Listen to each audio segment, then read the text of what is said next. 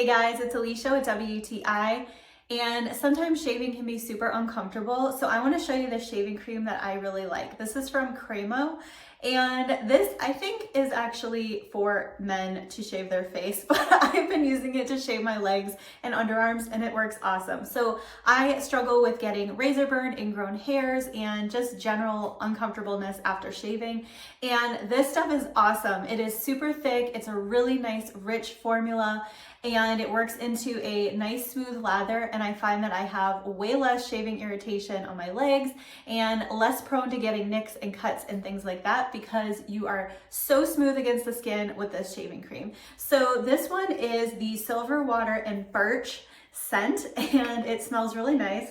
It's really pleasant, and I think I like that it is not like a floral sort of scent to it. It's really, really nice. And you can see when you squeeze it out, it is so thick. So it has that really nice thick consistency, super creamy, super rich, and it just really lends itself to a super close shave. So I have really found this to be helpful in preventing razor burn and little nicks and cuts, and been really happy with this product. So I would definitely check it out, whether you're a man or a woman wanting a close shave on your legs as well. That's my point of view.